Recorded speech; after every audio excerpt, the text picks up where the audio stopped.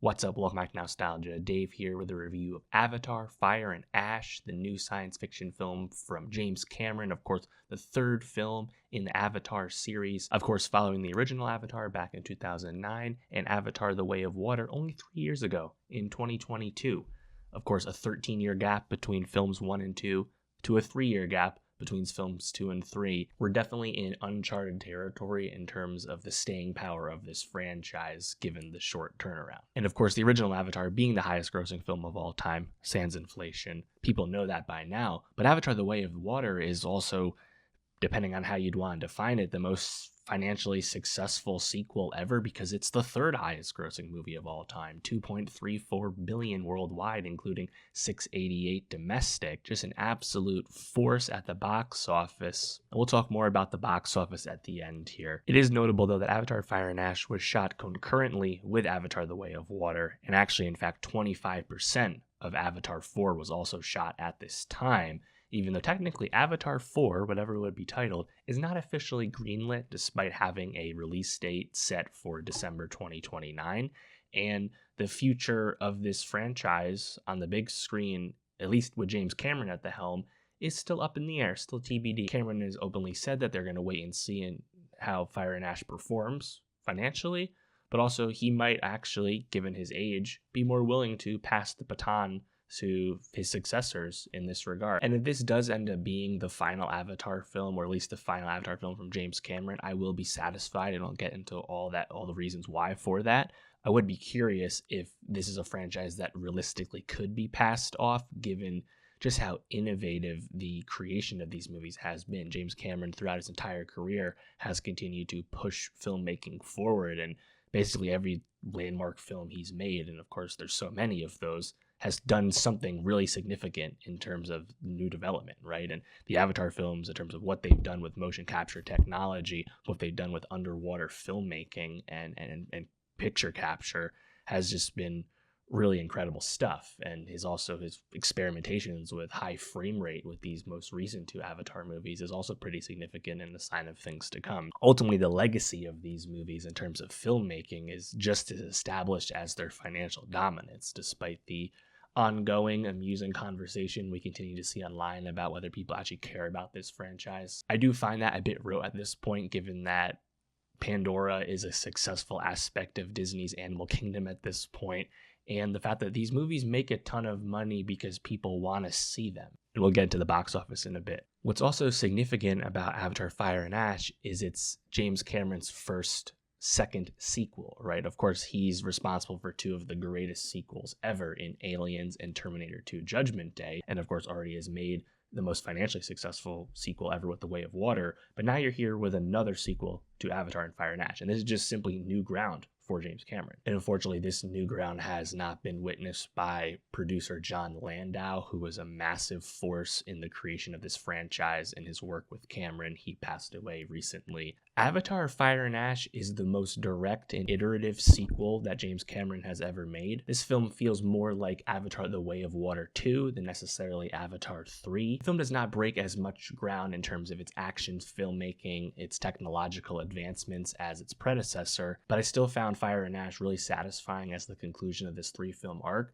because the character work in these films has continued to get stronger movie to movie. Yes, these characters are archetypal. No one would call this dialogue the most elegant prose, but these character relationships have deepened. The lore is continuing to get more expansive and more intriguing. The introduction of the Mangwang clan as these new villains provide the best set pieces in the film, and also lead franchise villain Colonel Quaritch to some of his best material as that character's motivations continue to gray and deepen. In a sense, Fire and Ash treads new ground because its emotional beats are the most headline grabbing compared to the action, which obviously took center stage in the first two films. And if this is the end of the franchise, at least from Cameron's direct hand, I will be satisfied because I did feel like the family arc paid off. Now, as I said, this does come across as a Way of the Water sequel specifically.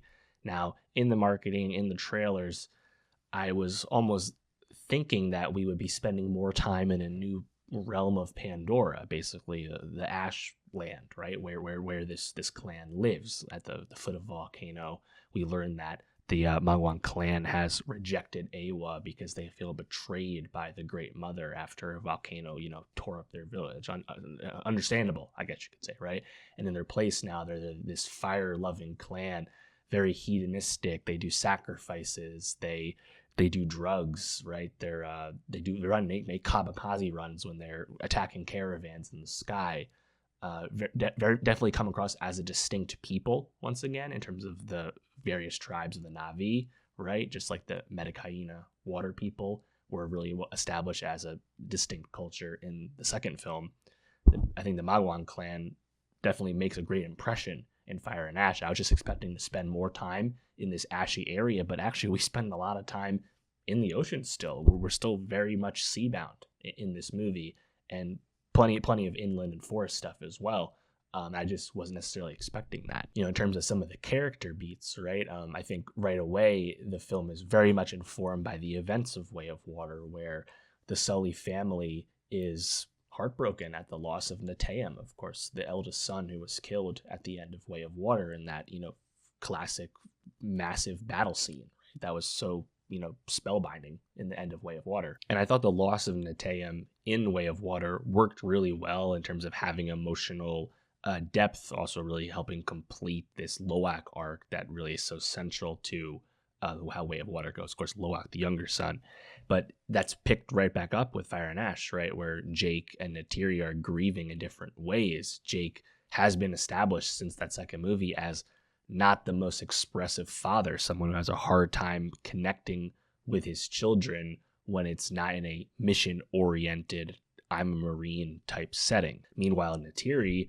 still struggling with many aspects of her circumstance, right? Leaving her home, living in the ocean, being married to someone that's not Na'vi, really, right? Obviously, Jake is this human interloper in a Na'vi body that's still present. Her children have these different physical appearances, right? Because they're these hybrid kids. Meanwhile, the presence of Spider, this true human kid, is now kind of in their family as their adoptive son.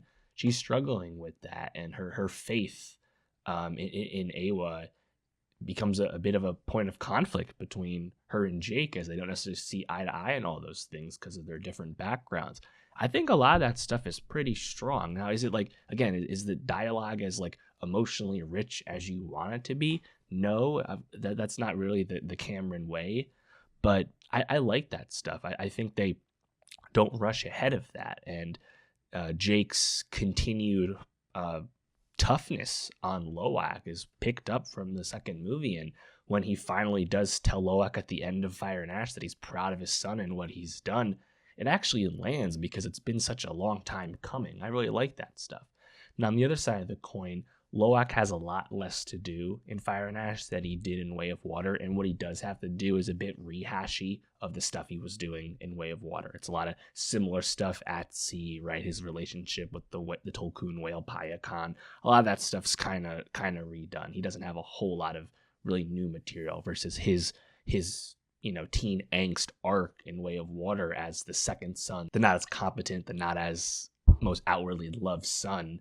And his struggles with that, being the son of the great Jake Sully, the great Turuk Makto, that I think that like arc as a character really worked. I really connected with Way of Water because I really enjoyed Loak's arc. We really just kind of get an extension of that with Fire and Ash. However, the two kids that have the most to do and the most progression in Fire and Ash are, of course, Kiri and Spider.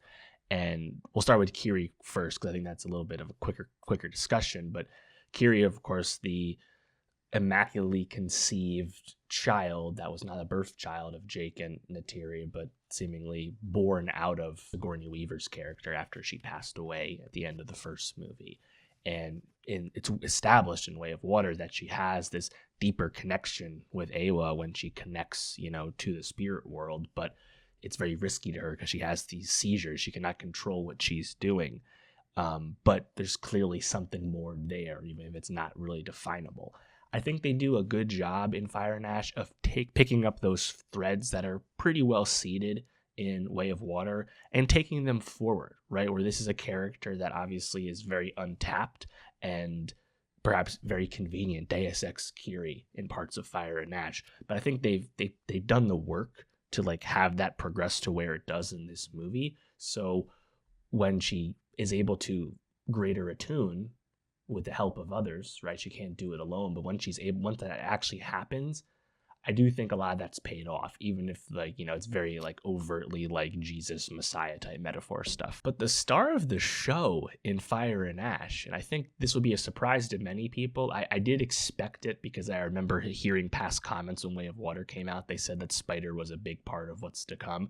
Spider is a massive part of Avatar Fire and Ash. He's effectively like the third or fourth main character in the movie. And once again, because this feels like a direct sequel to Way of Water, a lot of the beats with Spider have been pretty well seated in Way of Water. Of course, Spider is the bastard son of Colonel Quaritch. He was a newborn that could not be sent away on the ships that left Pandora at the end of the first movie, so he had to remain on Pandora. And he basically had no family, and he had nowhere else to go, and he effectively gets kind of adopted by the scientists and the Sully family by default in a certain sense, because he was an innocent kid, and he grows to really connect and love the Sully children who are his peers. And we learn in Way of Water, of course, that he was the illegitimate son of none other than Colonel Quaritch himself, the big bad of the franchise. And that, unsurprisingly, lends itself to a lot of challenging daddy issues on the part of Spider in Way of Water, where he largely rejects his father, but still has kind of a longing for a relationship with him, ultimately concluding with him saving Quaritch's life at the end of The Way of Water, thus ensuring that our franchise villain will live to fight in another movie. But what I really enjoyed about Fire and Ash is that Spider ends up becoming more of I think a richer, more developed plot device, and the characters' motivations and clear hurt and conflict inward, that I think that gets expressed in a pretty genuine way. Jake and Quaritch meet in the middle on Spider multiple times in this movie, and I think it really does a good job of kind of changing the pacing of their relationship and their general conflict as hunter and hunted, where they both make temporary truces, temporary compromises and alliances, depending on the circumstance in the movie, because they're both invested in ensuring Spider's survival. I really like that stuff, and I think the general deepening of Quaritch as someone who obviously is introduced as a pretty traditional villain in the first Avatar movie, this hard-nosed colonel who's he's gonna get the mission done. He's pretty, crosses his T's, operator type guy, right? He's a very badass. Stephen Lang, I think, gives a really fun impression. He's really given it his all. I really like that presence in the first movie. And then the progression that we take with Avatar 2, where the concept of the Avatar gets put on the villains, right? And Quaritch is able to return in this, kind of zombie form, a la how Jake is now existing in a permanent Na'vi body as well. That was a cool development, a clever way to have Stephen Lang stay in the film. But Quaritch is able to break bad a lot in Fire and Ash because he actually connects directly with the Magwan clan and goes native in a certain sense, to use, a dated parlance there, where he ends up having a connection with Varang, the leader of the Magwan clan, and we'll get to her in a second. And as a result, the human leadership on Pandora starts to stop trusting Quaritch and his judgment. And meanwhile, Jake keeps pleading to him to use his new eyes and understand the deeper world that he now can attune with. And while that doesn't really come to a firm conclusion, I would not be shocked if that's a part of Avatar 4. I really enjoyed, again, this like character progression and how it's gone. I think the Spider character really contributes to that stuff. When it's saving him, rescuing him, these various developments with Spider, he's very integral to just about every set piece in the film. And that's just not something I think a lot of people would have necessarily expected, right? He's a much more significant character in this movie than, say, Loak. I was also thankful that Neytiri has a lot more to do in Avatar Fire and Ash, because I thought she was sidelined a little bit too much in Way of Water. Zoe Saldana's performance as her is really great, really powerful, and just to get more of that stuff and kind of setting her up as in really stark natural conflict with Varang lend itself to some better material. And of course, earlier in the film, she has a lot more emotional depth as she's grieving, and then after some set pieces happen, she's very much separated for a big part of the film. So definitely a better Natiri movie. But yeah, we gotta talk about Varang. Of course, she's been in a lot of the marketing. Of course, the Magwan clan leader makes an alliance with Quaritch when Quaritch realizes he can use these loose cannon Navi to his advantage, right? And Varang's played by Una Chaplin, who has not been too high profile lately, but of course very famously played Robb Stark's bride-to-be in the early years of Game of Thrones. Una Chaplin is on one as Varang in this movie. I think the whole character and her as like the deepest part of the manifestation of these new Magwan Navi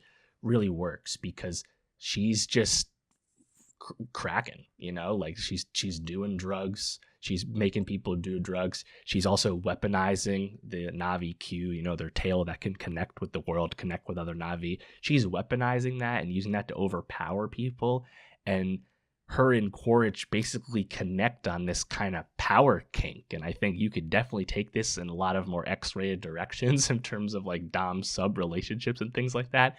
The film definitely nods at some stuff like that. Quaritch in general gets some of the best humor, the best kind of one-liners in the movie, and he makes more than a few of those in relationship to Varang in terms of how they're connecting. And eventually they do start, hanging out in the bedroom as the movie progresses. But her character and her both desire, unsurprisingly, to learn how human firearms work, something she doesn't know yet, and Quaritch seeing that as his opportunity to weaponize these loose cannons and use them to finally hunt down and capture Jake Sully, works pretty well. And the Magwan, I think they definitely lend themselves to some of the best stuff, right? When they get introduced in the final battle, that really spices that up in a better way, because beforehand that final battle was feeling a bit like the final battle at the end of Way of Water. And even if it's a lesser version of that epic scene, it still was working pretty well, right? It's still really good action.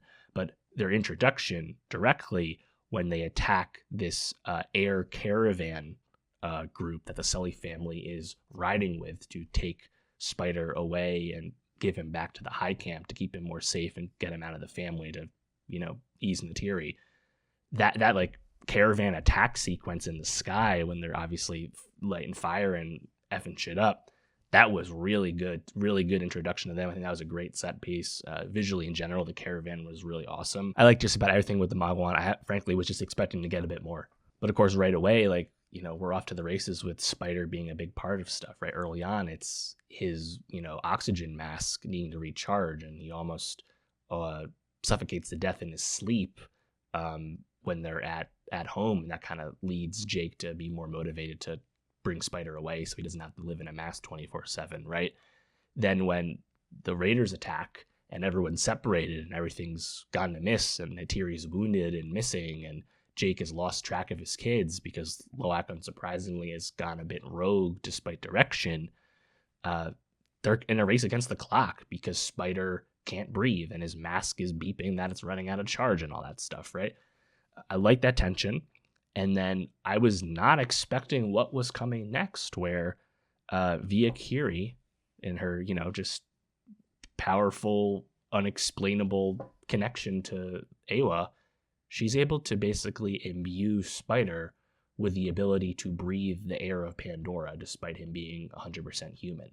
And we have it explained to us in scientific terms, in terms of this kind of like symbiotic relationship with this organic material that also is present with the Navi and the plant life, and he's able to just exist in the world without that mask. And at that point, I was like, oh wow, they're progressing stuff in Avatar, like Avatar lore again, right? I think the initial concept of what the Avatar was, a human in a Navi body, taking that a step further by the end of the movie, where Jake's able to permanently exist in that. Quaritch does the same in the beginning of the second movie. The hybrid kids introduced in the beginning of the second movie. We keep taking things a step further, but now the ability for humans to actually adapt and breathe the world of Pandora and the grave danger that would present to the Navi if the humans were able to replicate such a technology. I was like, oh wow, like this is I think a pretty intriguing way to raise the stakes. Now, I think the thing that will be talked about most with Spider is basically nothing in the beginning of the movie is questionable at all, and I really like it. I like him as that point of conflict and compromise between Quaritch and Jake. I think it's at the end, or not actually the end. It's kind of the end of Act 2 or Act 2.5. It's a bit of a pacing blip, I guess you'd say, in the movie. In general, Fire and Ash comes across as a choppier paced film. I think it's pretty clearly the worst paced of the three, despite having things I still really appreciate about it. I think it definitely doesn't flow the strongest of these Avatar movies. But at that moment, Jake kind of understands that he should get rid of Spider, and he's sad about it. He's nothing wrong with Spider. He loves him, but he's too dangerous. If Spider's newfound abilities to breathe the air was in the hands of the humans, this could lead to the destruction of all of the Na'vi and the complete colonization of Pandora, and that's unfortunately, that greater good needs to be preserved over the life of Spider, who they love. And that scene happens where Jake is basically about to sacrifice him. This is some Abraham and Isaac type biblical stuff here, and Neytiri, who has kind of advocated for it the entire movie, she realizes it's not the right way, and Jake can't bring himself to do it, and Spider is almost resigned to the fact that he understands, and even though he's sad about it, and it just doesn't happen. And I'm just not sure how that scene's necessarily going to land for a lot of people, right? I think you have to, if you're not necessarily connected to the Sully relationship and the Spider specific relationship with Sully and his outcast status and his other status, and I think you have to, really grapple with that to have that scene work, because ultimately Spider's not sacrificed. He's still with the crew, and then the rest of the movie progresses, and it's almost like it didn't happen. I thought it was pretty heartbreaking in the moment, and I actually thought it was going to happen. I actually thought he was going to do it, but of course he doesn't. So I'll be curious how that scene is resolved. And of course, that scene is directly following another set piece I wasn't necessarily expecting, where Jake does in fact get captured by Quaritch and crew, surrendering himself to protect the rest of the Metkayina clan. And he gets brought back to the base, and he's like, the people working at the base are like taking videos of him as this, terrorist basically in their perspective. And he's captured, and they're going to execute him the next day. And he gets broken out with, partially due to the aid of Neytiri sneaking in with camouflage, looking like a Magwan raider, even though she's not.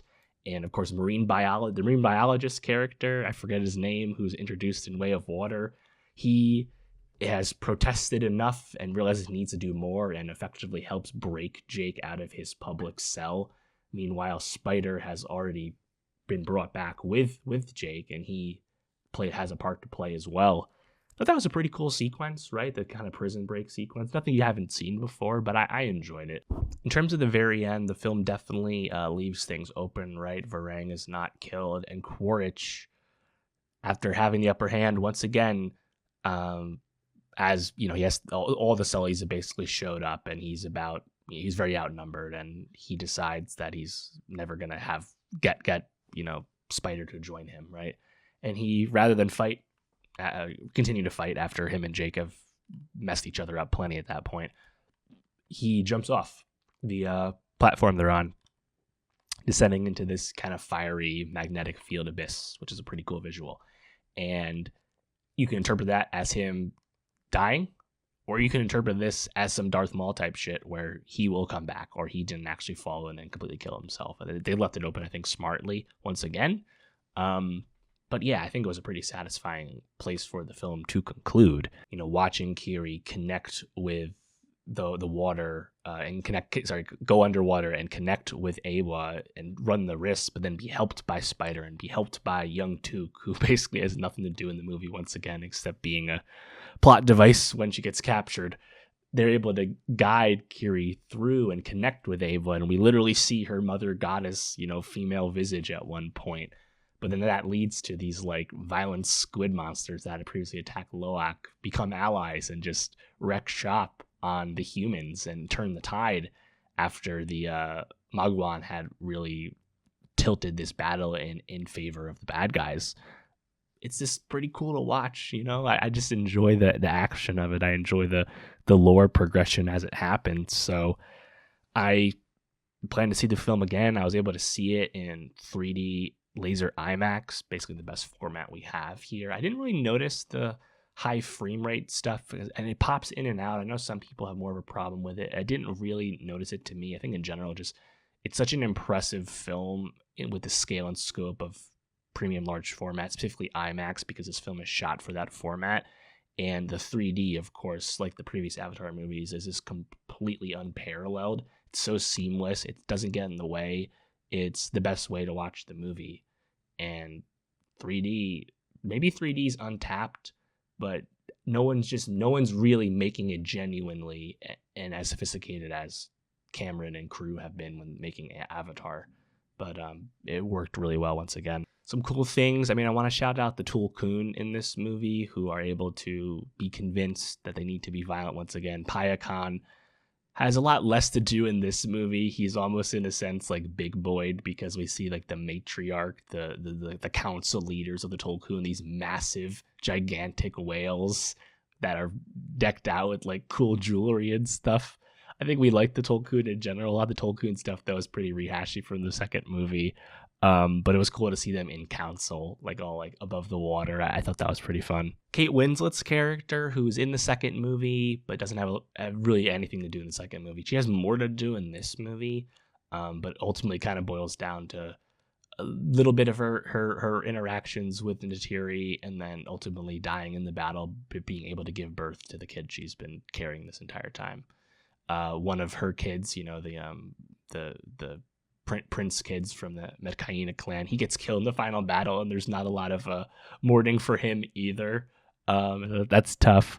I did like it. I think it was pretty cool when Kiri and Spider go like to the spirit world and get to see the ancestors, physically, right? And they see Neytiri's dad. They see Sute from the first movie. They see Sigourney Weaver herself, who of course was brought to that world at the very end of the first movie. I think that was pretty fun stuff. And in general, I think the themes of found family and acceptance and figuring out who you are as your identity is changed, right? It's themes that are constantly hit on across these films, but I just felt the kind of building up of it all worked in a pretty satisfying way for me with Fire and Ash. So I think Fire and Ash as individual movie, definitely the least successful of the three. It's the least well-paced. It has the most things that it kind of rehashes and repeats from its predecessors. But I did find it a pretty strong conclusion just because of the character progression that largely is very successful for me. So big fan of the film and big fan of the franchise in general. I'm hoping the film does well. Now, in terms of the box office, right, it goes without saying that this was not going to do as well as Way of Water. Way of Water had the benefit of that, 13-year wait. It's only coming 3 years later. Now, the early fan response in terms of audience and cinema score here in the States, as well as, ratings in places abroad, such as in China, it's all very strong. The movie is going to do very well. It's going to be the biggest Hollywood movie of the year. It's just a question of how well does it end up doing, and the standards for the Avatar franchise are inherently so high, right? We're talking about the highest grossing and third highest grossing movies of all time worldwide. Again, sans inflation. That's a pretty darn high bar. If Avatar Fire and Ash goes from grossing $2.34 billion to only, in strong air quotes here, grossing $1.5 billion, is that very bad? Would that preclude them from making another movie? I don't think so. I think some of the drop off is to be expected. Now, I don't think it's going to be quite that stark. I mean, opening day for Fire and Ash was the best opening day of 2025 in like a dozen markets, right? The China performance is looking to be strong, although not as strong as Zootopia 2, which is literally the second best Hollywood movie ever in China. A bit surprising. It doesn't seem like going to be quite that dominant, but you also have to remember to not overanalyze the Avatar box office until the holiday corridor is at least complete. And really, it's going to leg through January, right? And there's some quirks in the calendar, right, in terms of when this release compared to Way of Water. We're a bit closer to Christmas. But because the Avatar franchise is so dominant with premium large format and IMAX specifically, people don't rush out to see this on day one at all costs. It doesn't perform like a fandom movie, people wait until when's convenient for them. People wait for the best possible seats to be available for them versus seeing it that day in a lesser format, right? People make that point, and that's why this movie, the franchise entirely, and this will continue with Fire and Ash, performs very strongly throughout the holiday period. The legs will be really strong. So it's best not to react to any opening weekend because this was exactly the case with Way of Water. Now, in terms of domestic, I will be curious exactly how far that drop off goes, right? 688 domestic for Way of Water in 2022-23, really healthy total. That's the seventh highest domestic ever. Now, I think Fire and Ash, you can have a conversation about domestically if it's under 500. I think that's what I would say. And I think it's possible that's under 500 domestic. I think the international is still going to be really, really strong though, and the early signs are telling us that. So that I think that'll kind of be curious. It's like what do you take away from a film that's so dominant, but maybe is tilting a little bit more towards international now than before. Again, time will tell. We need to wait at least a month to really figure any of that out. But curious to see how that pans out because I think it just, business wise, it's a very interesting franchise, right? Just in terms of the calculation of like how obviously the films are massively profitable, but how exactly do you figure that out when 2 and 3 were filmed concurrently? Of course, separate marketing spends. 25% of Avatar 4 has already been filmed. Should that film exist in the future? Very interesting, financial accounting that, of course, we'll never understand because it'll never be truly public to us. But yeah, Avatar, it's back. And of course, it's never really gone. You can go see it in the Disney World anytime you want. But please let me know. What did you think of Avatar Fire and Ash? What did you like? What did you dislike? What did you connect with or not? Tell me how you felt about this movie, good or bad. I'm really curious to hear. I'm someone who genuinely has always enjoyed the franchise and really enjoys seeing it on the big screen. And I like talking to people that disagree about that as well. I know some people have never connected to the franchise and the spectacle isn't enough for them, and that's completely fine. But if that's you, tell me about it. And also of note, before I forget, the Oscars for Avatar, I don't think Best Picture nom's probably happening, right? It happened for the first one where it almost won, lost to Hurt Locker. Way of Water was also nominated for Best Picture. Of course, these films clean up in the, technical categories, always winning Best Visual Effects. I expect that to happen once again, obviously. But I don't think a Best Picture nomination's probably in the cards for Fire and Ash. Can't rule it out. There's a lot of craft love and general appreciation for what the franchise is able to accomplish at such a scale. But it's probably going to trend away from that, I think. Again, only 3 years, too. It doesn't come across as nearly special as the other two films did. So we'll see. Let me know what you think about the movie. And for more movie reviews, subscribe. And I'll see you next time.